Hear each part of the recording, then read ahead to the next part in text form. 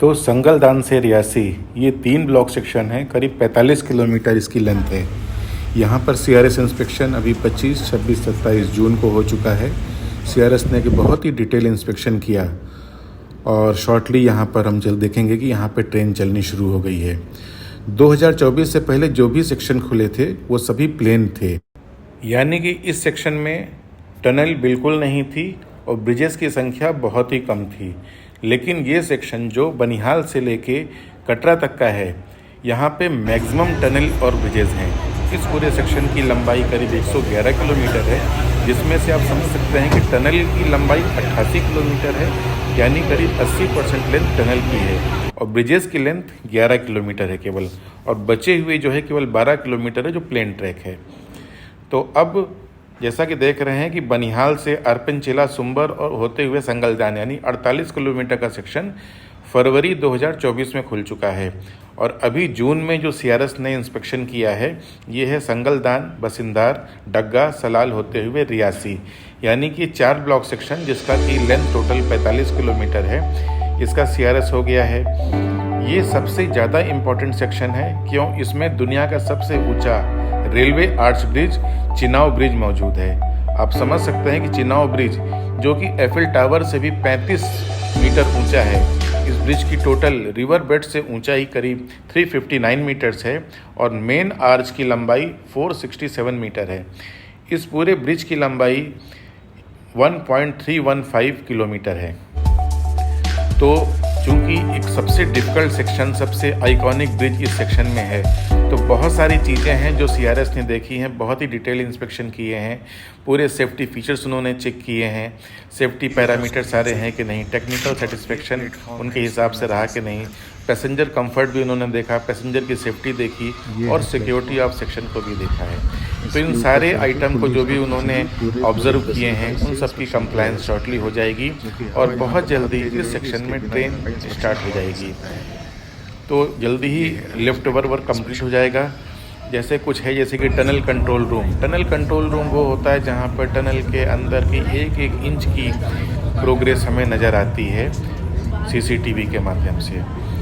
और एक खास है कि यहाँ पर टनल के अंदर जब भी ट्रेन गुजरती है तो यहाँ पे कार्बन मोनोऑक्साइड की क्वांटिटी बढ़ती है।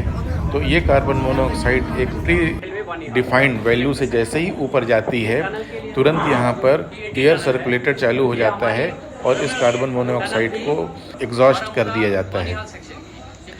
तो ये टनल कंट्रोल में थोड़ा सा काम बचा हुआ है, बाकी थोड़े मोटे काम जल्दी ख़त्म हो जाएंगे। अब आप समझ सकते हैं कश्मीर वैली, जहाँ पे कि बारामूला से लेके बनिहाल तक ये करीब 134 किलोमीटर का लंबा सेक्शन है।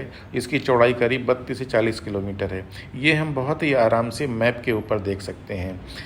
तो बारामूला से जब हम बनिहाल आते हैं तो बारामूला से जस्ट पहले पीर पंजाल रेंज पड़ती है और इसके लिए पीर पंजाल टनल से होकर गुजरना पड़ता है। ये पीर पंजाल टनल एशिया की सबसे लंबी ट्रांसपोर्टेशन टनल है, जिसकी की लंबाई 11.2 किलोमीटर है।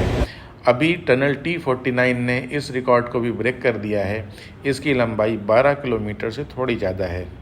अभी इस सेक्शन के खुलने के बाद में नेक्स्ट रियासी से कटरा सेक्शन की बारी आएगी। ये अभी तक का सबसे डिफिकल्ट सेक्शन प्रूव हो चुका है, क्योंकि इसके अंदर टनल T1, जिसका कि नया नाम टनल T333 हो गया है, ये मौजूद है। और टनल T1 से ही मेजर बाउंड्री थ्रस्ट, ये बहुत ही बड़ा जियोग्राफिकल फीचर है, मेजर बाउंड्री थ्रस्ट जो यहाँ से गुजरता है, और ये बहुत ही लंबा बाउंड्री थ्रस्ट है जो कि कांधार से लेके म्यांमार तक फैला हुआ है। तो यहाँ पर करीब 300 मीटर की विड्थ में ये बाउंड्री थ्रस्ट एग्जिस्ट करता है और लगभग उसी विड्थ में 300 मीटर की लाइनिंग, टनल की लाइनिंग बची हुई है। और जैसे ही टनल की थ्रू तो ज़रूर हो गई है, लाइनिंग कंप्लीट करना है और उसके पहले बेंचिंग, मतलब टनल का पहले टॉप सरफेस कंप्लीट करते हैं, उसके बाद बॉटम में बेंचिंग करते हैं जिससे टनल का प्रॉपर शेप दिया जा सके। तो बेंचिंग में करीब 100 मीटर का बेंचिंग बची हुई है और बेंचिंग जो चल रही है वो इंचेस में प्रोग्रेस मिल रही है दिन के। जैसे ही किसी जगह पे हम खोलते हैं, यहाँ पे बहुत ही बड़ी वाटर बॉडी मौजूद है और जैसे ही बेंचिंग करते हैं तो एकदम से वाटर का फव्वारा छूट पड़ता है और आसपास जो भी लोग बाग हैं, इक्विपमेंट रखे हैं, सारे के सारे बह जाते हैं। तो इस पे काफ़ी कुछ तक काबू पाया जा चुका है और जल्दी ही इस सेक्शन में भी ट्रेन चलाने के लिए तैयारियां हो चुकी हैं। और टनल T1 और टनल T2 के बीच में एक और बहुत ही इम्पॉर्टेंट ब्रिज है, उसका नाम है अंजी ब्रिज। ये एक केबल स्टेड ब्रिज है और जिसका कि मेन पाइलान 293 मीटर ऊंचा है और इसके ऊपर जो केबल्स लटकी हैं उसके ऊपर ब्रिज के डेक रखे हुए हैं और इसके ऊपर से ट्रेन को पास होना है। इसमें सिंगल रेल लाइन बिछाई गई है और इसके एक तरफ इंस्पेक्शन रोड का प्रोविज़न किया गया है, जिससे कि मेंटेनेंस का आदमी, मेंटेनेंस की व्हीकल इसी के माध्यम से आ सकें। एक ख़ास चीज़ आपको बताते हैं कि जो टनल T1 है ये उसी पहाड़ी पे है जिसके टॉप पे माता वैष्णो देवी का मंदिर स्थित है। तो जैसे ही माता वैष्णो देवी का आशीर्वाद मिलेगा, टनल T1 पूरी तरह से बन के कंप्लीट हो जाएगी और कटरा से रियासी का सेक्शन भी जल्दी ही खुल जाएगा और जल्दी ही आप कश्मीर से लेके कन्याकुमारी तक परिकल्पना की है कि ट्रेन चलेगी, वो जल्दी ही चलने के लिए एकदम तैयार है। Thank you very much.